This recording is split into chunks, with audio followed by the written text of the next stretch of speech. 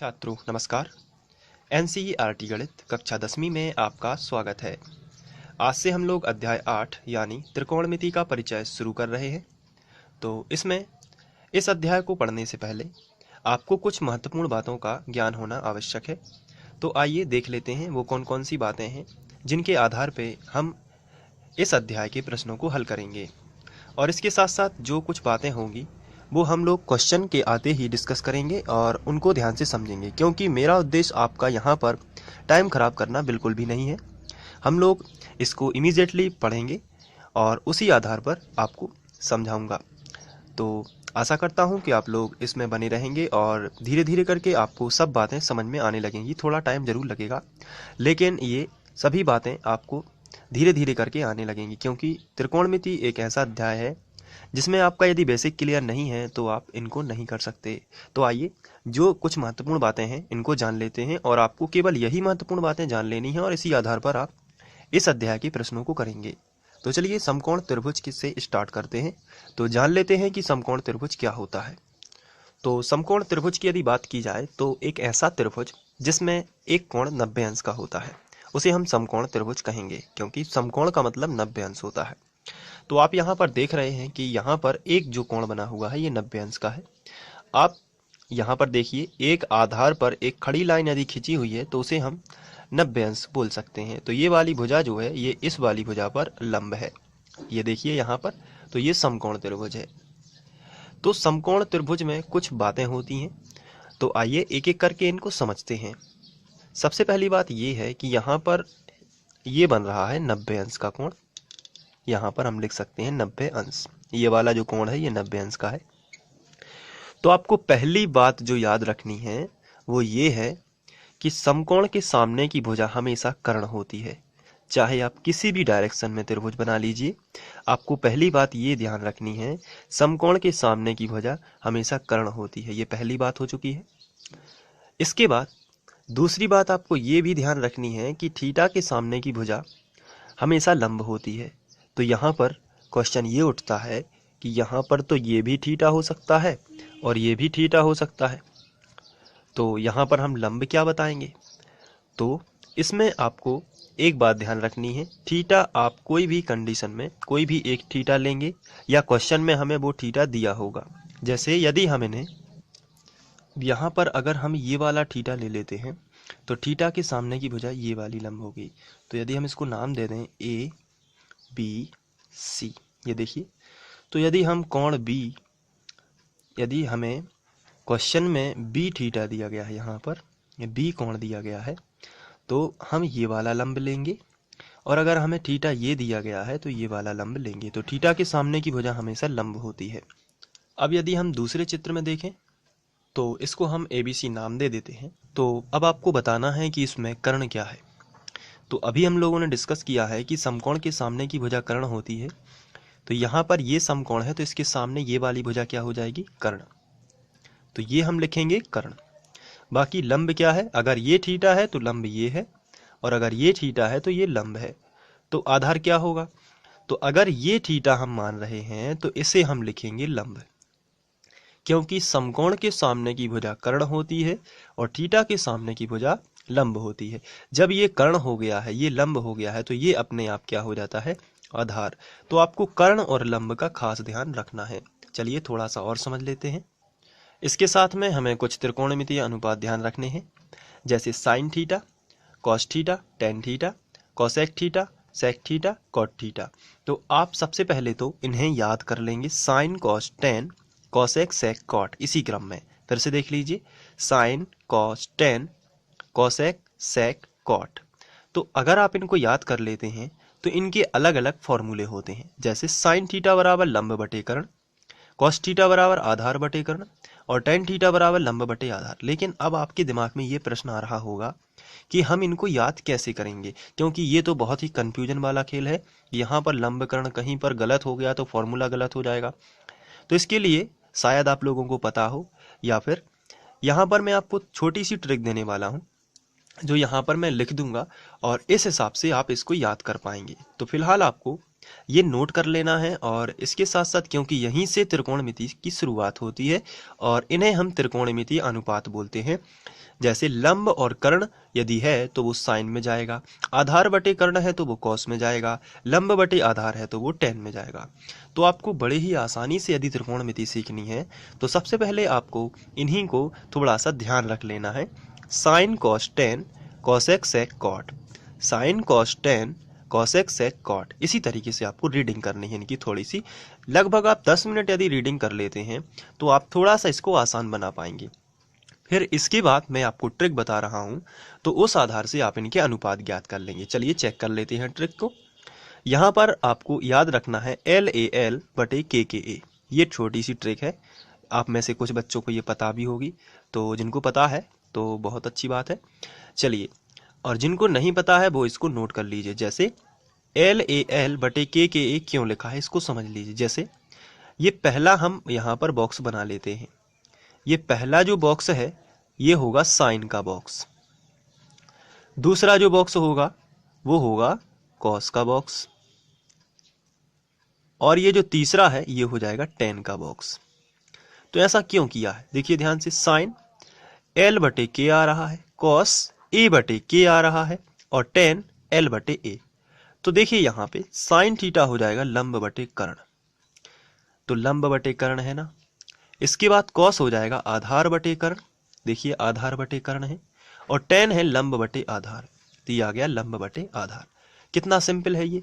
तो आप इसको जरा ध्यान रखें, और आपको केवल इसी तरीके से जब भी आप फॉर्मूला लगाएं तो आप इसी फॉर्मूले को लिख लें, LAL बटे KK, LAL बटे KK, इसको भी ध्यान कर लें। तो फिर से देखिए, sine cos tan cosec sec cot, sine cos tan cosec sec cot, sine cos tan cosec sec cot. मैं इसलिए इसको बार बार रीडिंग करा रहा हूं ताकि आपके दिमाग में ये बहुत ही अच्छी तरीके से फिट हो जाए, बिल्कुल दिमाग में आ जाए। क्योंकि आपने यदि त्रिकोणमितीय अनुपात को क्रम से याद कर लिया तो इसके कई फायदे हैं। आप आगे जाके बहुत ही आसानी से इनको सॉल्व भी कर पाएंगे। तो मैं तो यही उम्मीद कर रहा हूं आप लोगों से कि आप इनको बहुत अच्छे से याद कर लेंगे। जैसे sine cos tan cosec sec cot, आप इसको 10 मिनट जरूर दोहराइए, क्योंकि आप यदि इनको दोहरा लेंगे तो जरूर आपके दिमाग में इनका एक पैटर्न बन जाएगा, और यही पैटर्न आपके लिए बेहद ही जरूरी है इन क्वेश्चनों को हल करने में। साथ में आप ये ट्रिक भी लिख लीजिए, LAL बटे KK, इसको भी नहीं भूलना है, क्योंकि अगर ये इधर उधर हो जाता है तो भी आपकी ट्रिक काम नहीं करेगी। तो LAL बटे KK इसको याद करने की छोटी सी एक और है, लाल बटे कक्का, इससे भी आप इसको ध्यान रख सकते हैं, LAL बटे KK। तो मैंने पूरी कोशिश की है आप लोगों को ये बताने की आप किस तरीके से इसको याद कर सकते हैं। चलिए अब थोड़ा सा और ध्यान रख लेते हैं। जैसे पाइथागोरस प्रमेय की बात की जाती है, तो आप लोगों ने 9th में भी इसे किया हुआ है। थोड़े से कुछ क्वेश्चन थे जिनमें पाइथागोरस प्रमेय किया था, और यदि आपको नहीं भी पता है तो आप आपसे याद रखिए, पाइथागोरस प्रमेय बहुत ही इंपॉर्टेंट है इस प्रकार के क्वेश्चनों को हल करने में। तो इसको याद करना बेहद ही आसान है। कर्ण का जो वर्ग है, समकोण त्रिभुज में कर्ण का जो वर्ग है उस त्रिभुज की अन्य दो भुजाओं के वर्गों के योग के बराबर होता है, यानी कि लंब और आधार के वर्ग के योग के बराबर होता है। तो कर्ण का वर्ग बराबर लंब का वर्ग धन आधार का वर्ग। चलिए अब बारी है आपकी थोड़ी सी प्रैक्टिस कराने की, तो चलिए प्रैक्टिस सेट में चलते हैं। यानी कि हम लोग एक रफ पेपर में मैं आपको कुछ भी एक त्रिकोणमितीय अनुपात लिखूंगा, आपको बताना है LAL बटे KK से ये किस तरीके से आएगा। चलिए थोड़ी सी प्रैक्टिस कर लेते हैं। अब आपको बताना है साइन थीटा का क्या सूत्र होता है। तो फिर आपको क्या करना है, प्रोसेस पूरी याद रखना है। आपको सबसे पहले रफ में लिख लेना है LAL बटे KKA, इस तरीके से LAL बटे KKA, ये आपने लिख लिया। अब मैंने साइन का पूछा तो आप कहोगे लंब बटे कर्ण, तो यहाँ पे आप क्या लिख सकते हो, लंब बटे कर्ण, इस तरीके से। यदि मैंने आपसे पूछा होता कॉस का तो आप कहते आधार बटे कर्ण, इस तरीके से, क्योंकि आधार ऊपर A का मतलब आधार और K का मतलब कर्ण, L का मतलब लंब और K का मतलब कर्ण, L का मतलब लंब और A का मतलब आधार। यदि मैंने आपसे टेन का पूछा होता तो टेन थीटा बराबर होता, क्या आप बता सकते हैं टेन थीटा कितना होगा? तो यहाँ पे देखिए L बटे A, लंब बटे आधार, तो टेन का सूत्र होता है लंब बटे आधार। तो इस तरीके से सबसे पहले आप शुरू के 3 त्रिकोणमितीय अनुपात यानी साइन कॉस टेन के त्रिकोणमितीय अनुपात को कर सकते हैं। अब बात की जाती है कॉसेक सेक कॉट, तो कॉसेक जो है इसको थोड़ा सा आप समझना है, साइन का उल्टा है कॉसेक, इसलिए हम यहाँ पे लिखते हैं कॉसेक। और ये है साइन का उल्टा। कहने का मतलब ये है कि यदि यहाँ पर लंब बटे कर्ण साइन है तो कोसेक होता है उसका उल्टा, यानी कि कर्ण बटे लंब। तो आपको ये एक बहुत ही इंपॉर्टेंट बात है जो आपको ध्यान रखना है। साइन का उल्टा कोसेक, कॉस का उल्टा सेक और टेन का उल्टा कॉट, ये आपको ध्यान रखना है। तो एक बार फिर से देख लीजिए, साइन का उल्टा कोसेक, कॉस का उल्टा सेक और टेन का उल्टा कॉट। चलिए थोड़ा सा इसको और समझ लेते हैं। मैंने लिखा साइन थीटा, तो साइन थीटा का उल्टा क्या होता है? तो आप उल्टे को 1 के बटे में लिख सकते हैं या फिर उसको मैं बाद में बता दूंगा। अभी साइन थीटा, साइन का उल्टा क्या होता है आपको केवल यही ध्यान रखना है। तो बताइए साइन का उल्टा क्या होता है? तो ये होगा कोसेक थीटा।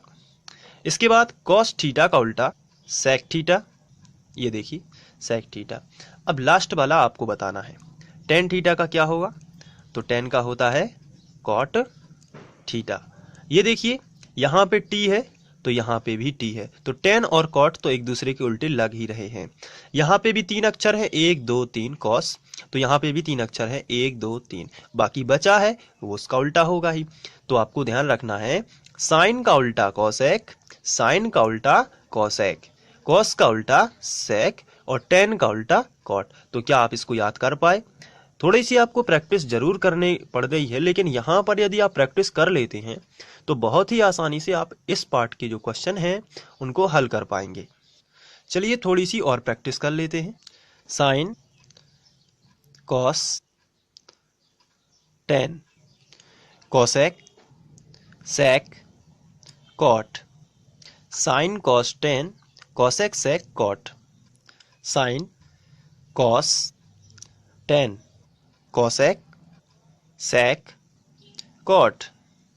तो आपको इस तरीके की एक स्वर बना लेना है और इसको आप दोहराते रहें जब तक आप किसको याद न कर लें। Sine cos tan cosec sec cot, sine cos tan cosec sec cot, sine cos tan cosec sec cot. तो आपको ये बहुत ही अच्छे से याद हो जाना चाहिए और ये भी पता होना चाहिए साइन का उल्टा कोसेक, कॉस का उल्टा सेक और टेन का उल्टा कॉट, साइन का उल्टा कोसेक, कॉस का उल्टा सेक और टेन का उल्टा कॉट। तो आप इस तरीके से यदि दोहराते रहेंगे तो आप जरूर इनको याद कर लेंगे, क्योंकि कुछ बच्चों को तो ये साइन कॉस टेन ही याद नहीं होते, ना इनकी स्पेलिंग लिखते बनती है, तो वो आगे कैसे करेंगे? तो ऐसी स्थिति में आपको क्या करना है, सबसे पहले इन्हें लिख लिख के बोल बोल के कैसे भी दोहरा लेना है और इसके बाद ही आगे का वीडियो देखना है। क्योंकि आप वीडियो देखते रहेंगे और घर पर नहीं पढ़ेंगे तो आपको उतना अच्छा रिजल्ट नहीं मिलेगा। क्योंकि यहाँ पे मेरा उद्देश्य आपको केवल ये बताना नहीं है, ये साथ में आप याद भी करिए और अपने रजिस्टर पर पेन भी चलाइए और उस क्वेश्चन को सॉल्व भी करिए। क्योंकि वीडियोस देखने से तो कुछ नहीं होगा, क्योंकि वो देखोगे आप तुरंत समझ में आ जाएगा, लेकिन रजिस्टर पर जब करोगे तो बनेगा नहीं। इसलिए प्रैक्टिस मेक्स मैन परफेक्ट। जब तक आप प्रैक्टिस नहीं करोगे तो आप परफेक्ट बन ही नहीं सकते। इसलिए sine cos tan cosec sec cot, तो इसी तरीके से दोहराते रहिए, sine cos tan cosec sec cot. तो आप बहुत ही आसानी से याद कर पाएंगे, क्योंकि एक छोटी सी चीज, सिंपल सी चीज भी हमें एग्जाम में परेशान कर देती है। इसलिए आप इसको दोहरा लीजिए। चलिए और थोड़ी सी कुछ बातें और देख लेते हैं क्या रह चुकी हैं। तो यहाँ पर हम लोग अभी व्युत्क्रम की बात कर रहे थे, यानी साइन का उल्टा कोसेक। तो इस तरीके से अब लिखने का तरीका ये है इसका, यदि हम दोनों साइन और कोसेक को बराबर में लिखना चाहें तो हम ऐसा नहीं लिख सकते कि साइन थीटा बराबर सीधा लिख दें हम कोसेक थीटा, ये गलत हो जाएगा। क्योंकि साइन को बराबर नहीं लिख सकते कोसेक, क्योंकि साइन और कोसेक तो एक दूसरे के उल्टे होते हैं। तो हम उल्टे को कैसा लिख सकते हैं, 1 के बटे में। 1 के बटे कहलाता है व्युत्क्रम। तो साइन थीटा व्युत्क्रम होता है 1 बटे कोसेक थीटा। आप समझ गए होंगे कि मैं क्या कहना चाहता हूं। जैसे कॉस थीटा 1 बटे सेक थीटा, टेन थीटा 1 बटे कॉट थीटा। तो जब आप टेन और कॉट को सामने सामने नहीं लिख सकते हो, केवल 1 के बटे में लिख सकते हो, क्योंकि वो बराबर होते हैं लेकिन व्युत्क्रम होते हैं। तो साइन थीटा का उल्टा क्या होता है, कोसेक थीटा। कॉस थीटा का उल्टा क्या होता है, सेक थीटा। और टेन थीटा का उल्टा क्या होता है, कॉट थीटा। तो साइन कॉस टेन और कोसेक सेक कॉट।